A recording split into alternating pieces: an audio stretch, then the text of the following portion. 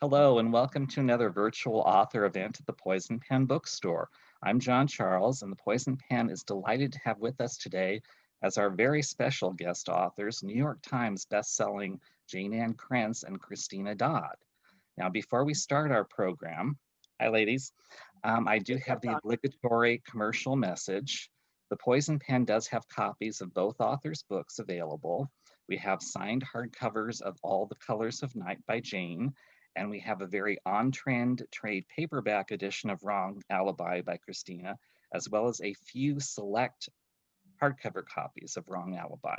Now, all of our copies are signed by the authors and dated, so they have that extra special collector's cachet. And Christina, cachet is our word of the week. So I'll remember to see if I can work it into a sentence. So if you're interested in signed copies while they last, feel free to contact the Poison Pen Bookstore after the event, either by phone or through our website. And that's the end of our commercial message. So welcome, Jayne and Christina. Thank you. Thank you. Good to be here. Yeah, it's nice to get out once in a while. Even virtually. Yes. Let's start with my first question for you is about your backstory. We all know about your rise to stardom as best-selling authors, but who was Jayne and who was Christina before you became authors? Why don't we start with you, Jayne? Before I became an author, that would be my library phase. when I was working as a librarian for about 10 years there. And before that, it was mostly waiting tables. And I consider those two very good career backstories for any author. You can't go wrong with waiting tables a few times and working in a library. So, Christina? I started out as a reader like every other writer in the entire world, and my mother thought I would be a librarian. But yeah. But it was my mother and I when we were pretty poor, and so I went looking for a job that I could get through school really fast. And I became a drafter. I designed roads, mines, and sawmills. And actually, you get right down to it. And I've told Jayne this before. When you start out designing a sawmill and you start out with bare ground, and then you do the foundation, and then you design the walls, and then you design the machinery, it takes years. And so it's a great way. It's very much like writing a book where you just start out with one word. And when you get done, you've got 100,000 words. And it takes a long time, and it's a lot of plotting. And a lot of time you can't see the end, but it does come as long as you keep working. I like that. That's great philosophy of how to write a book. Plus, I can do math where Jayne is just hopeless. That was never an option for me. Anything involving math would have been a disaster for me. That's very true. What was it like publishing your first book? Were you overnight sensations? Was it a slow march? Why don't we start with you, Christina, this time? I was a draftsman, as I said, and I told my husband when we were going to have our first child, I said, well, I'm going to quit and become a writer, because how much trouble can one little baby be? So actually, one little baby is a lot of trouble. And then there was two little babies, and it did take 2 children and 3 completed manuscripts and 10 years before I was published. Yeah, it took me a good 6 years, and I don't think I completed a whole lot of those manuscripts. In those days, you turned in 3 chapters and an outline. if I couldn't sell on that, I did not write the rest of the book. But very smart. And I can't even tell you what all that 3 chapters were about now. But I do. I will say that without naming numbers of actual years, Christina and I started out before the self-publishing way of doing things was available. So we didn't have any choice except it was New York Publishing or bust. Okay, let's go into your new books, the books that brought you here today. Jayne, tell us a little bit about All the Colors of Night. Okay, this is book 2 in a trilogy centered on a small town called Fog Lake that was the victim of a secret government paranormal experiment gone horribly awry.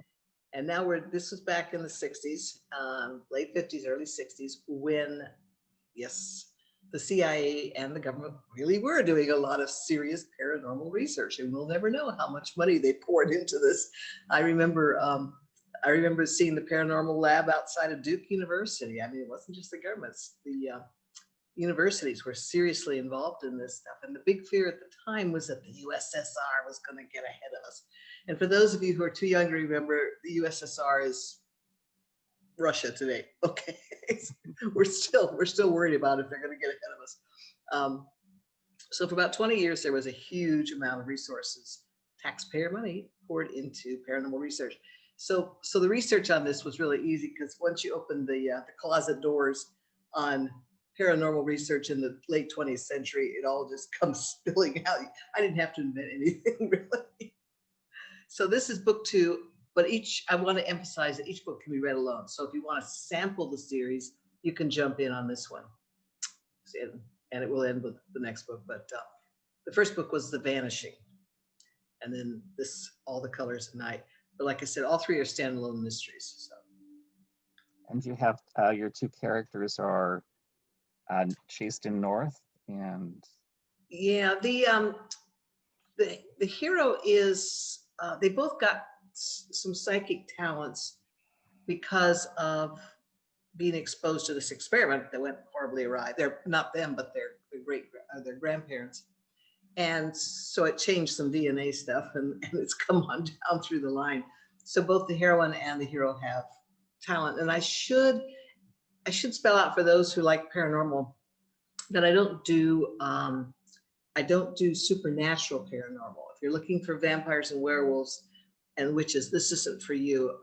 Or it is for you, just don't expect vampires and werewolves.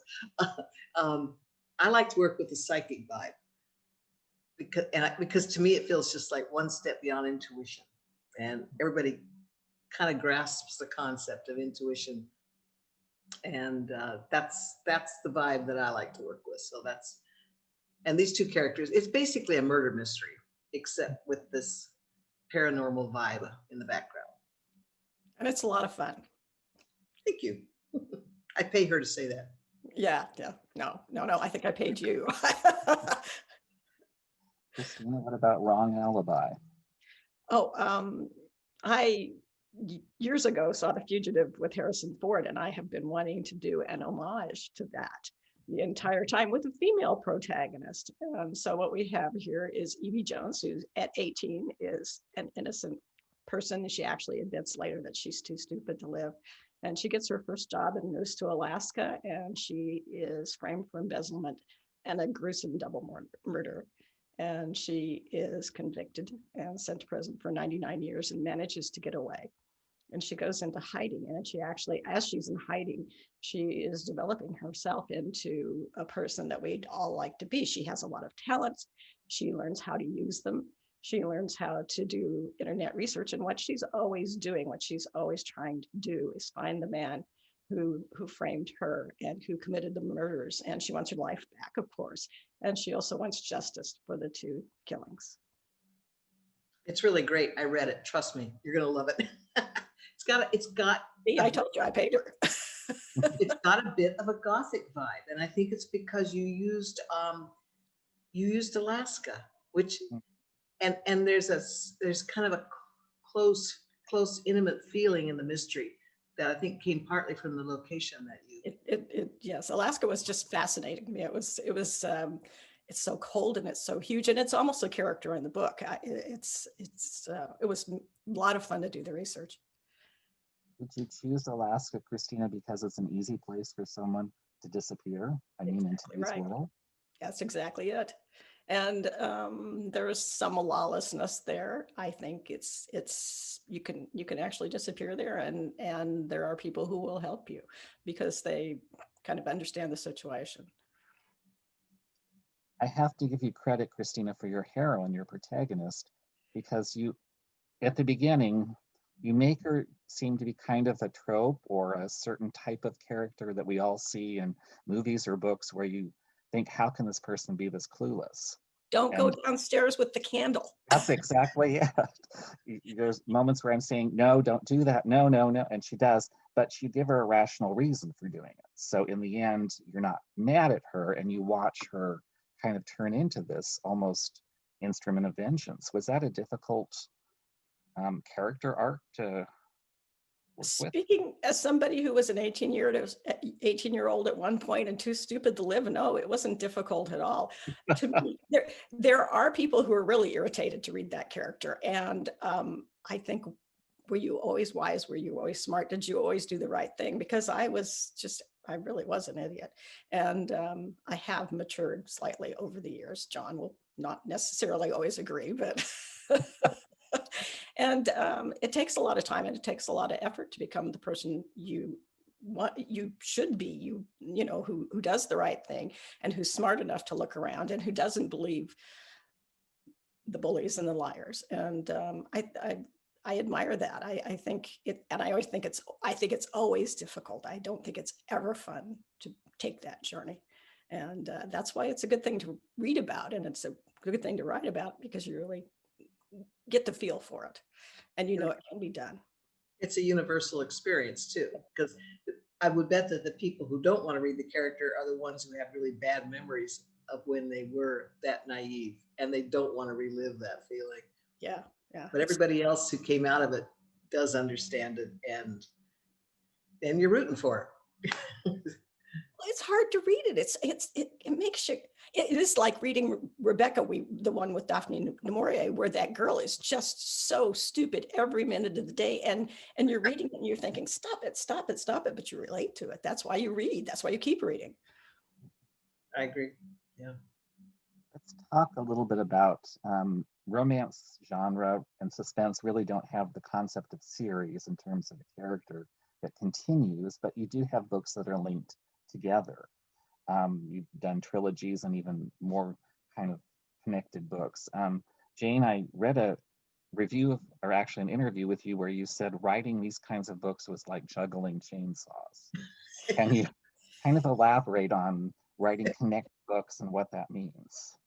Well, it's probably goes back to the fact that I'm not good at math because I lose track. I every time I start something I think will be a series, or something that I hope will be a series, or even a trilogy, I tell myself, this time I'm going to make notes. This time I'm going to have a list of characters. I am going to write down everything that I invent for this book, so I don't have to reread this book to figure out where I went when I start the next one. And I never do. I just, once I get rolling on the book, I don't want to go stop and do the bookkeeping, so to speak. So for me, it's something that takes a lot of the kind of mental energy I don't like to use, which is organizing and logic and all that kind of good stuff. I just want to write. So, also, my other problem is I never go back and reread my own books. So so it's a chore to go back and reread my own books. It's easier to go to one of the review sites and find one of those reviews that gives you the whole plot, including the names. Yes, exactly. What about you, Christina? How do you approach writing books that have some common tie? To me, it's easy. Like Jayne, I don't make notes, which is really kind of not the smartest thing in the world, but the thing that I have that Jayne doesn't seem to have is I can actually forget the name of the hero and the heroine while I'm in the middle of the book. So I do have to have them written down somewhere.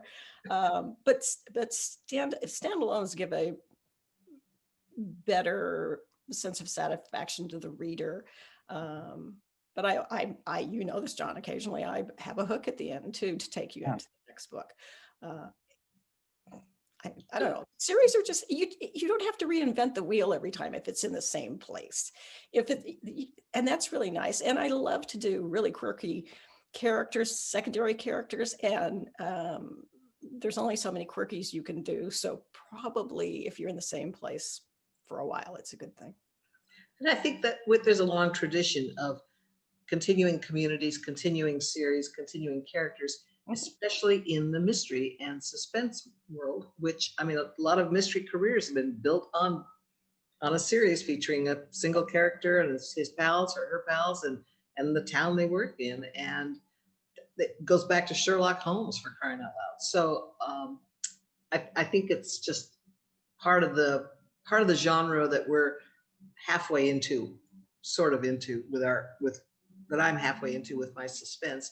And Christina with this book is really all the way into it. This is a real woman in jeopardy book that you wrote, Christina. Yeah. So My next question is for Christina. You write some truly scary books. I mean, you send shivers down readers' spines, yet you yourself are a reading chicken.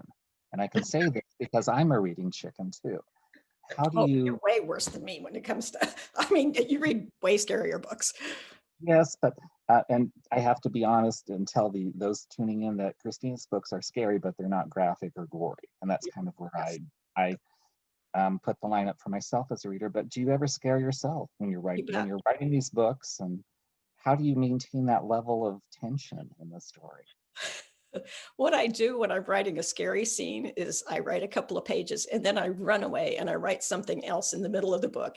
And then when I got myself back together again, I come back and I write another couple of pages and then I run away again. I'm not I don't watch horror. I don't read really, really scary books. I am a chicken. That's all there is to it. So to write this stuff is conceiving of it. It's not difficult. We all know what we're afraid of, and we all know who the monsters are, and we all recognize them. And so I know what to write about because I know what I'm afraid of.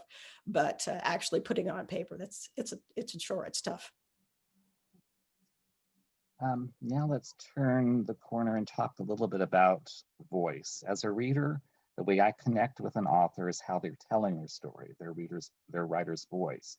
Can you talk a little bit about your own writing voice, how you would characterize it for somebody that hasn't read you? How would you describe that? Why don't we start with Jayne? Oh, great. Let's start with old Jayne over there. Well, I can tell you that I have tried to change my voice at various points in my career. I have tried to go darker. I have tried to go more serious, and I can't. It kind of is what it is. And at some point along the way, with the advice from a friend years ago, who does write dark and does write deep kinds of trauma mysteries, and I said, I can't help it. I keep going light. I keep going light, and I can't help it. And she says, I've tried to go light, and I can't go there. She said, I'm stuck with my voice. You're stuck with yours. And then the best thing she thought we could do with it, and this was really the most intelligent thing I've ever heard when it comes to voice, is figure out what you do right well, and then sharpen it, make it stronger. Whatever your strength is, make it stronger. So I would say my voice revolves around the way I like to tell a story, which is mostly through dialogue. I get very impatient with narrative. It slows me down. I would just like to say that if you come into one of my books and they see a paragraph of description and narration, I want you to slow down and read it very carefully, because it probably took me hours to write that part of the story. But when I'm in a dialogue situation, the characters start talking, I'm flying. That's how the story unrolls in my head, is through the dialogue. So I'm a dialogue-driven author. I have a sense of humor in the books, and I like a story that revolves around two people who have to overcome issues of trust, at least long enough to survive. And I think trust is one of the biggest risks that every person ever makes, any person makes, and we make it, and we have to do it over and over again. It's really a dangerous business to trust, emotionally as sometimes physically. And I like to work with those conflicts, especially between the hero and heroine. So Jayne and I write about the same way. No, it actually is true. People who read me and who read Jayne and read Jayne and read me recognize that we are very similar. I read Jayne for years while I was trying to learn how to write, and I've read her ever since. And I certainly picked up some things from you, especially how to inject that humor so it wasn't just a big old thump in the middle of the scene. But I think for me, and for Jayne is we kind of have the same moral compass, and that matters when you're talking about your voice. You have to have a belief that things will come out well at the end, or at least the hope. And to me, that's very important. I also, as she said, humor is important. If you're going to write really terrible scenes, I like people, when people are in bad situations, they tend to be funny. And I think that's really important to get that into the books too. I've always said I wrote serious books that somehow got translated into funny. I think I like the fact that you mentioned the moral compass, because I've always felt that that's something an author can't hide. It really is embedded in the voice, not necessarily in the story, but somehow it's in the voice. And I've always felt that if readers go back to an author again and again, it's probably because their moral compasses resonate with each other, and the author doesn't have a totally skewed view of the world, so to speak, compared to what the reader has. I think it's probably one of the reasons we either fall in love with an author or not. And it's probably that the core values, the world views, and just the way they tell a story. Just the way they tell a story, yeah. Both of you have written different kinds of romance, suspense, storylines. Was that an intentional decision, or did you stumble upon it? Talk a little bit about writing different kinds of books within a broad framework and how that can impact an author. And I will start with you again, Jayne. What's it always me? You pick it up. You can start with me. I don't care. I actually know we have different answers on this. All right, you start first, Christina, because I got to think. Okay, all right. I started out when I was trying to write, when I was having the children, and I had writing the 3 manuscripts. I wrote a historical, and then I wrote a short contemporary romance, and then I wrote another historical, and it was book 3 that sold. It was Candle in the Window. And so I just wrote what I wanted to read, and I'm a pretty broad reader. And once you get published, I was writing historical romance because they want you to stick with the same market. And so I wrote a lot of historical romances, but I had that contemporary romantic suspense in the background. And I got restless and I wanted to write some more of those. So I wrote some more of those, and then I sold that. And of course, everybody who read those said, well, she can only write historical romance. And so I got established as romantic suspense and historical romance. And then I got a great idea for paranormal romance. And by now the publishers were just throwing up their hands going, oh, whatever. And they let me do that, which that kind of turned into, those series are probably my cult series. And so I was kind of writing all 3 for a while. And then eventually I wanted to actually write suspense. And so that's what I've been headed for the last 8 books. As I didn't do it on purpose. But the side benefit has been that I still enjoy writing. A lot of writers just wear out. And to me, I have challenged myself so much. It's all difficult and it's all exciting. And I enjoy myself immensely with my writing. And so that's been the benefit with writing so many different things. People say, would you ever go back and write another historical, or would you write another paranormal? Well, sure, if I get an idea, you bet. And again, the publishers will just throw up their hands and go, whatever. What she said. That's not true. You didn't do it all on purpose. No, I would just like to preface this by saying, any aspiring authors out there, you probably know by now that I actually ended up with 3 names. And I would just like to say that was not the plan at the beginning. There was no plan at the beginning.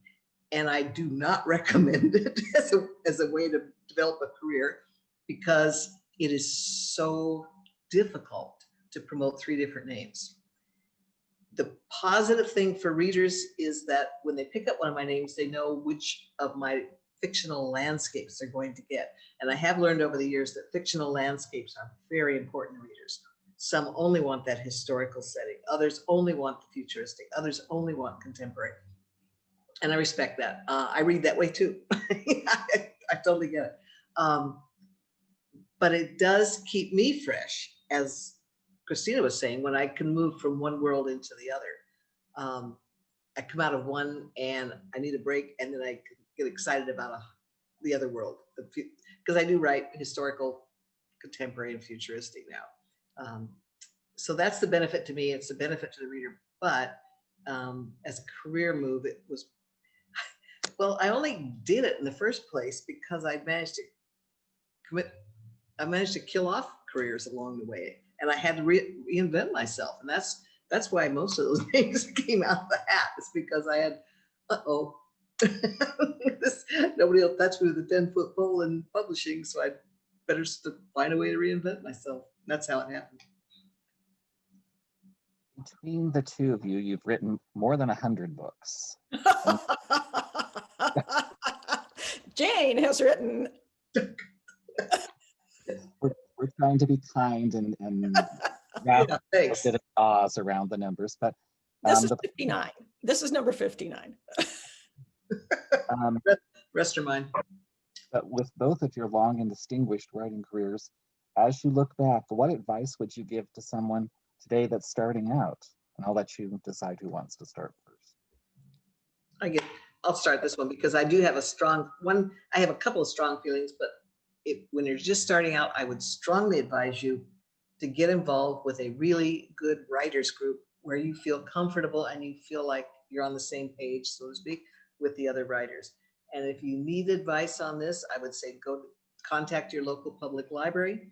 They will have information about local groups. They will have information about national groups, and a lot of the groups have gone virtual now. So you can join them even if you don't live in the same state.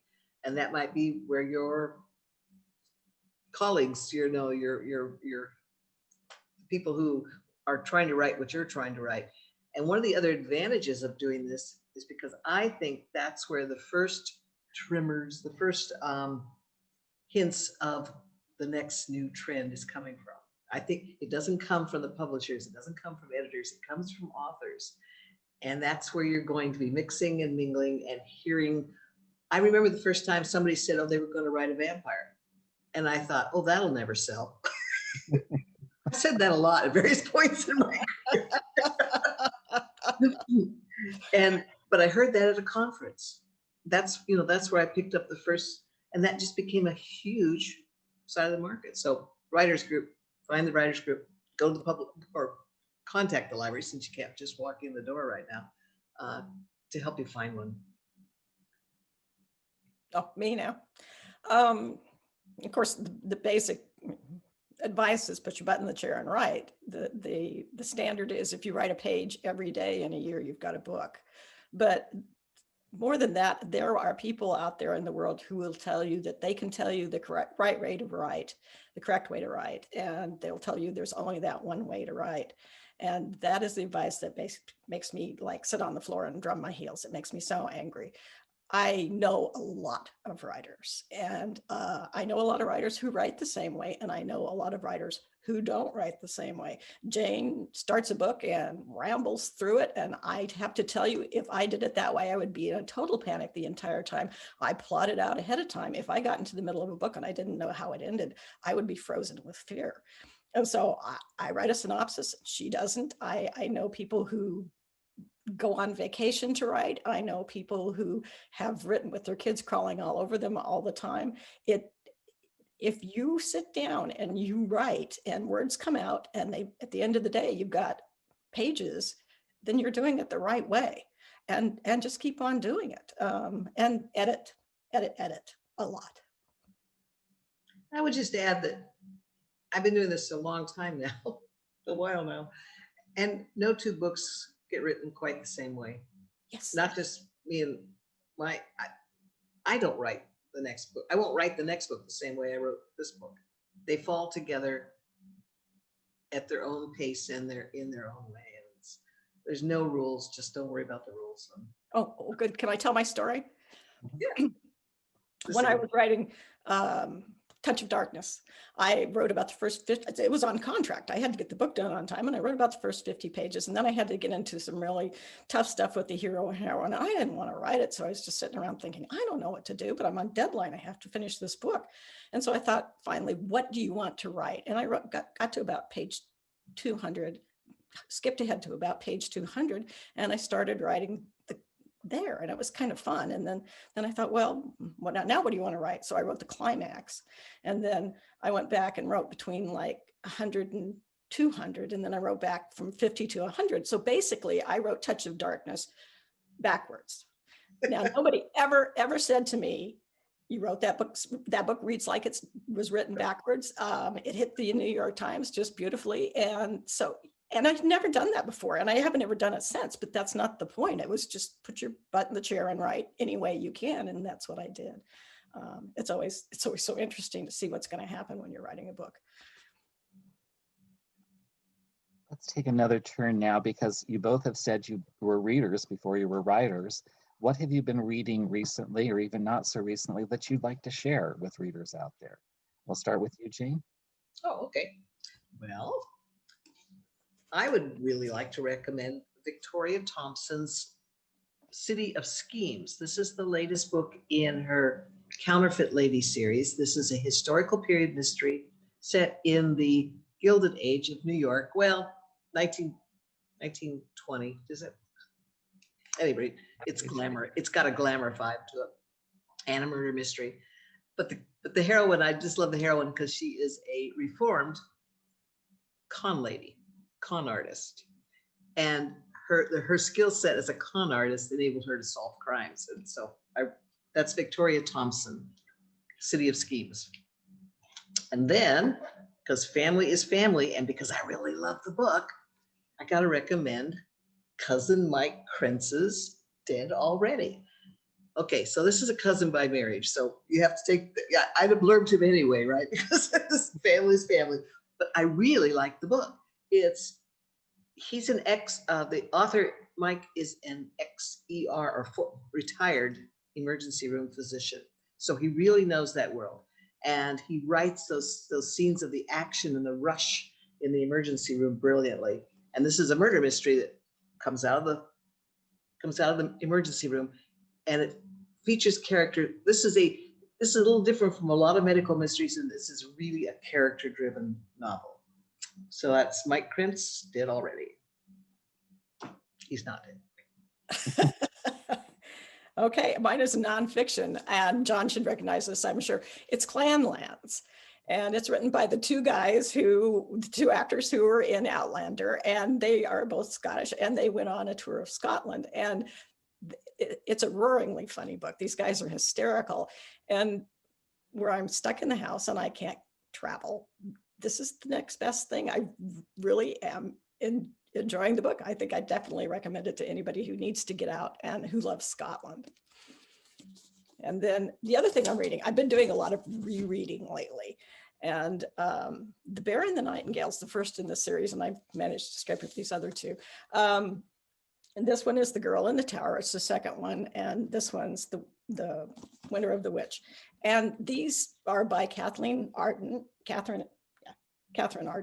And it's set in Russia, and there is a supernatural thing going on. It's a very fairy tale type Russia. And I learned so much. It was an absolutely fascinating series. And I think it's officially a YA series, but I never got that. It's just because it's about a young woman doesn't mean that it's YA or a child. It was really fascinating. This is my second time through, and I have greatly enjoyed it, and it has transported me to a different land. And that's exactly what I'm looking for right now. And what about you, John?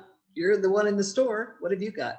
Yes. Thanks for asking, Jayne. I have two books that I'm really pushing. One is by an author I discovered about 2 years ago, Minerva Spencer. Her new book is Notorious. And if you're a fan of historical romance, it's the quintessential blue stocking meets the roguish rake. They're forced by circumstances into marriage. It just has all those elements I love about historical romance. It's very familiar, yet she has a very fresh voice to it. and voice is how I read. So that's Minerva Spencer, and it's Notorious.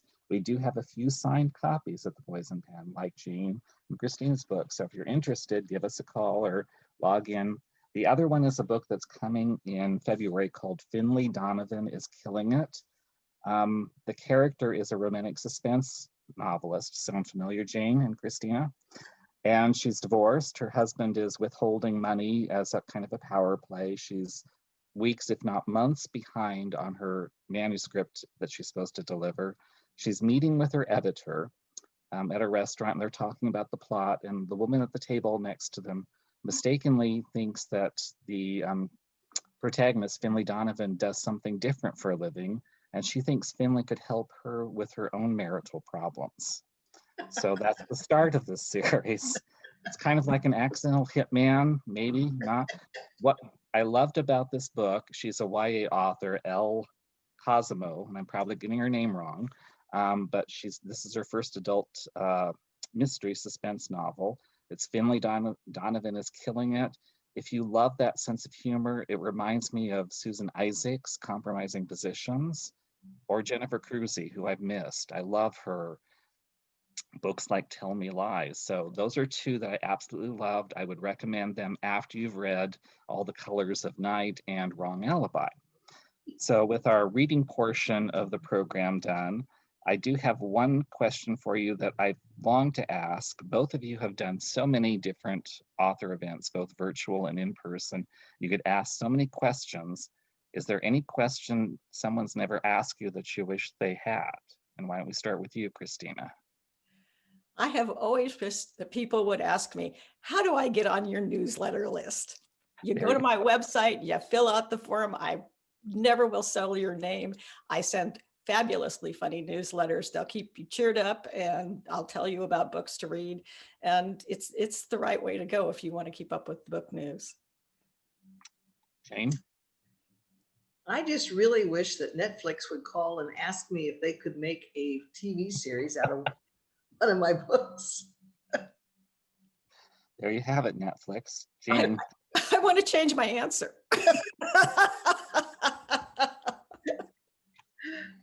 Now, we have been getting some questions from your fans on Facebook, so I'll pause here to ask you the first one. The first question is, how do you balance your work and your family? Or do you? I'll start with you, Jayne. I think, back at the start of my career, I had been working for 10 years as a librarian, as I said, and I took the same working habits from that world into my writing world. So I'm a fairly disciplined writer, frankly, and I start in the mornings around 7 o'clock and I work until about noon or 1 o'clock.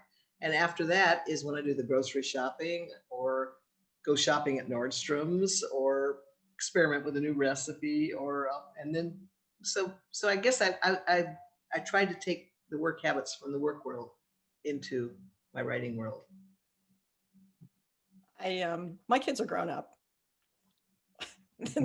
They moved out. They're supporting themselves. Yes. And so it's basically my husband and I, and if you are on my newsletter or in my social media, you know that he takes great care of me, and we work together a lot. He builds things and he does the accounting and stuff like that. And basically I'm expected to do two things around the house, and that is cooking and writing. And I do both of those very well. So it's a good thing I'm not doing the building, because then it would be a disaster. You have some lovely shelves behind you, Christina. Were those crafted by your husband? They were not crafted. They were designed by my husband. Do you want me to show everybody the storage? Yeah, I think that was kind of amazing. Okay. Now when my husband designed my office, of course, I said we have to have lots and lots of bookshelves, and he said you need storage. And so I'm going to turn you around. I'll do it really slowly so you don't get sick. All right.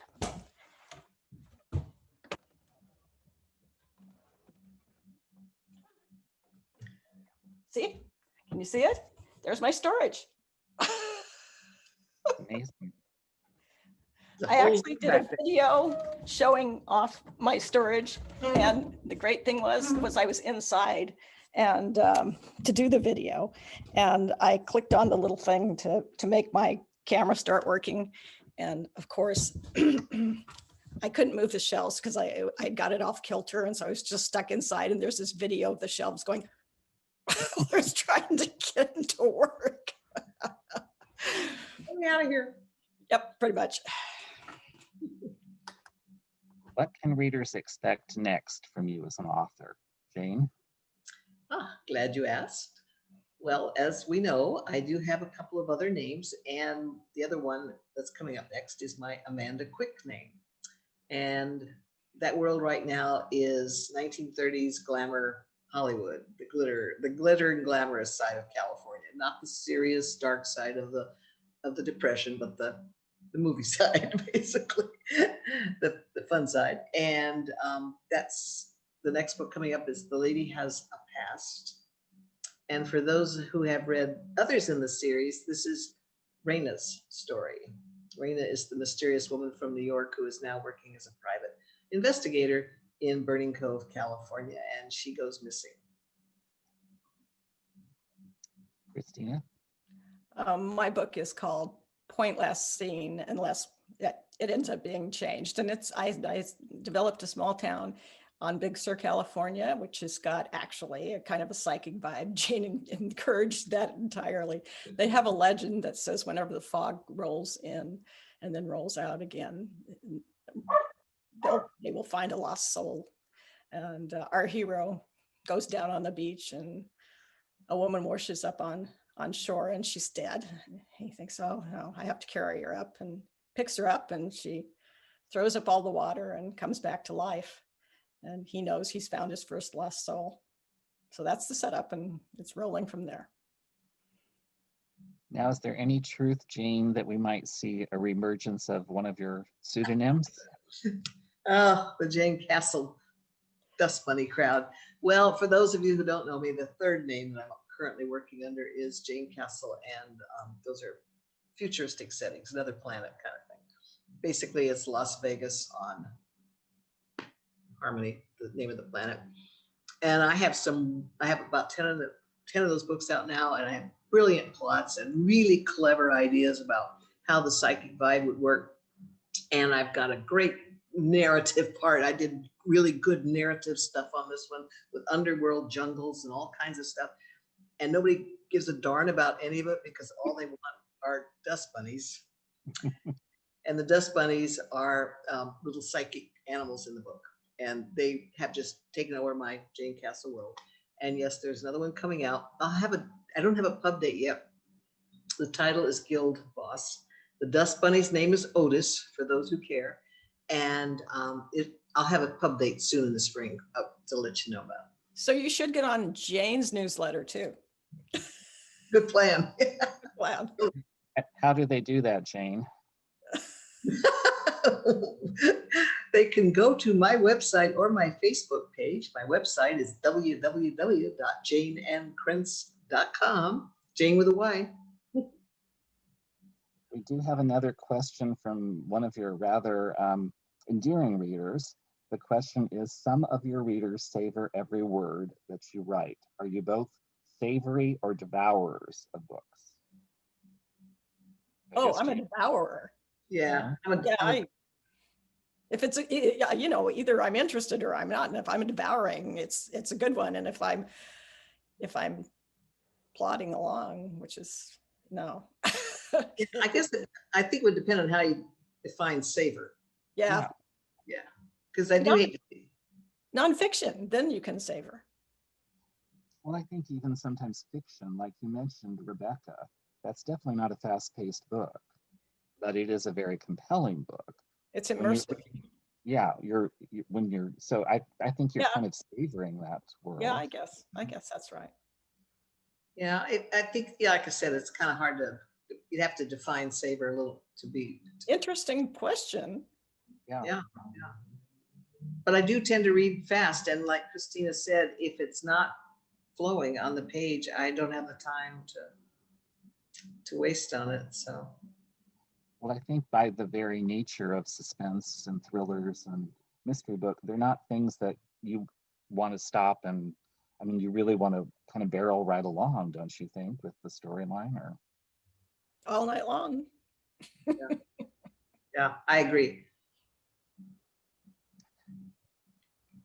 another question that we is, have you ever thought, this is for Jayne, about collecting some of the recipes that I guess you share with your readers through social media into a cookbook? No. I know a cookbook author, and it's hard. It's a very exact sort of writing. The cooking might not be that exact, but by the time you get it down for a recipe that will actually be reproducible by others, it's a science. It's an art. It's not an art. There's rules there. So I don't like those kinds of rules.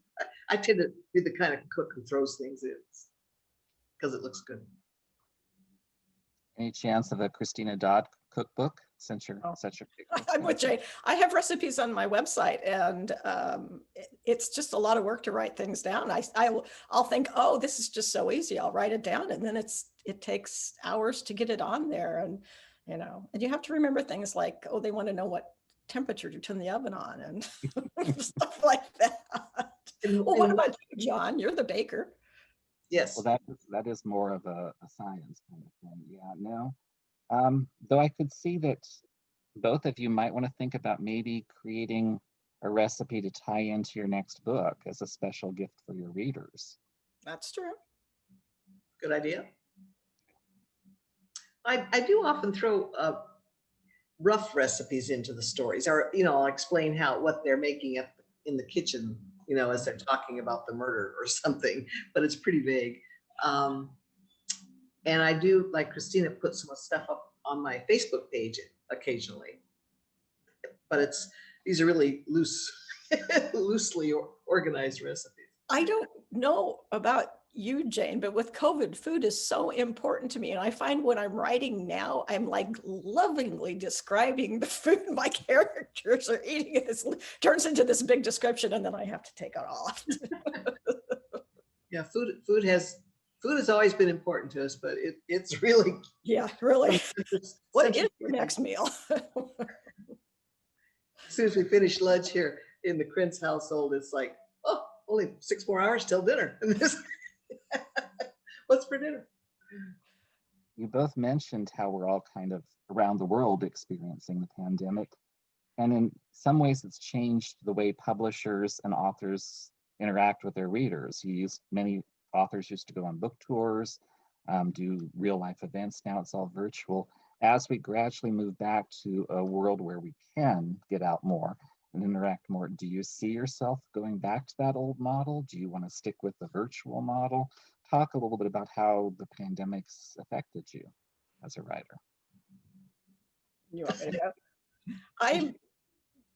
It's kind of the reward when you finished a book and the book comes out to go to a bookstore and shake someone's hand who tells you how much you've meant to them. And sometimes they tell you very touching stories about when they've read the book and during their really tough times. And yeah, you can't, this is lovely. And I'm delighted to do it because, I'm desperate for company, John.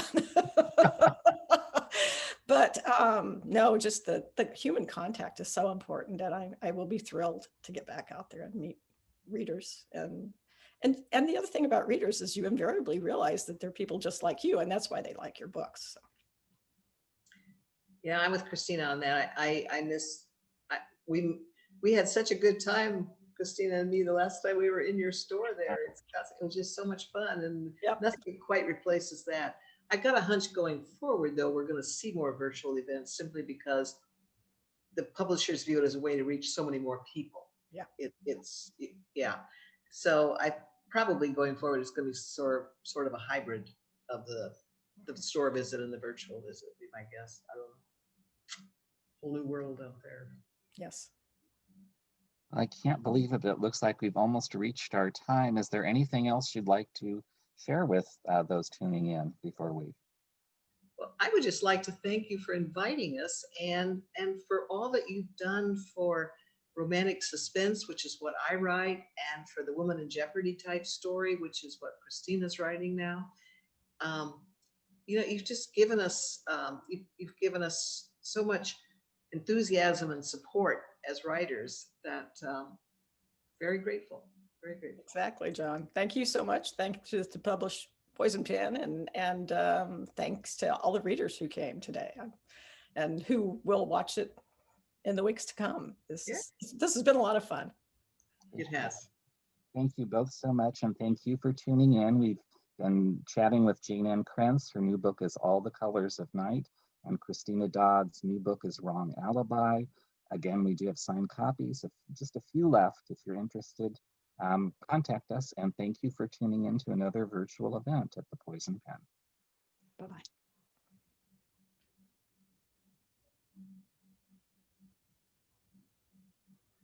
I think we're ending. Okay. That was wonderful. You both did a terrific job. Thank you, John. Thanks for the great interview. You did good. Thank you for the great interview. Oh, you're welcome. And you're close to selling out, which is great. So we'll try to move those last few copies. And yes, thank you. Well, there are no more hardcovers, John. They went back to press, and they won't be out any more hardcovers until at the end of July or January. So you have them. You know, those collectors, and those are the ones that went first here at the bookstore, just because that's the collector thing, and the dating thing I think helped, and signing it. So you both were really very generous with your time to do that, and I know Barbara appreciates it, and I do too. Tell her we said hi, and thanks for bringing us back. Thank you so much. Yes, and anytime. Anytime. You have an open invitation for your next books whenever you'd like to come virtually or in person. We would love to have you. We'll be there. Be careful what you ask for. Well, we've already got a few reserves for Lady Has a Past, so. Oh, great. Yeah, we're building your audience one reader at a time here in Scottsdale. So.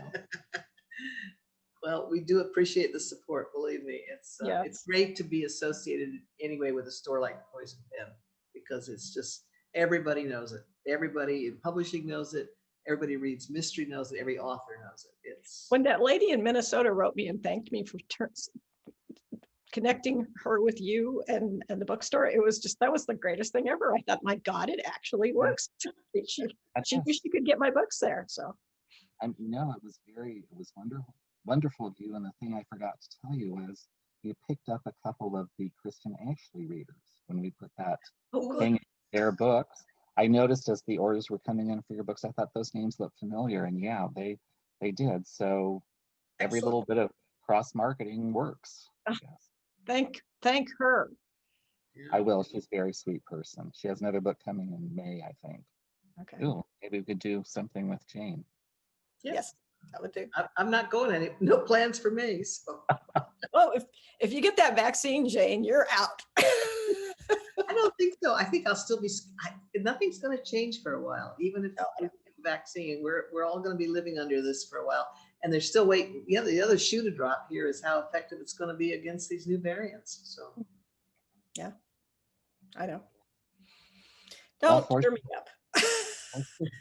Fortunately, we have your books to look forward to, so that will keep us going. It's so well. Have you seen the news, the book news, John, about how much the book sales have increased in the past year because of? Yeah, people. That's what we're hearing. Either reading or being radicalized on the social media platforms. So, well, a good reason to read. Yeah. The smart people are reading. Pretty much. Well, thank you again, both of you, and please do stay safe. And if there's anything you can do, let me know, and I'll be happy to. And we'll keep selling your books. Thank you so much. Thanks, everyone. All right. Thanks, Jayne. Thanks, Christina. Stay safe. Bye-bye. Bye. Hello. We hope you're enjoying our programs and podcasts with authors. We'd like to expand them, and your help would be appreciated. Please make a donation at poisonedpenfoundation.org. 100% of the proceeds will go to help connect authors with readers in this difficult time. Thank you.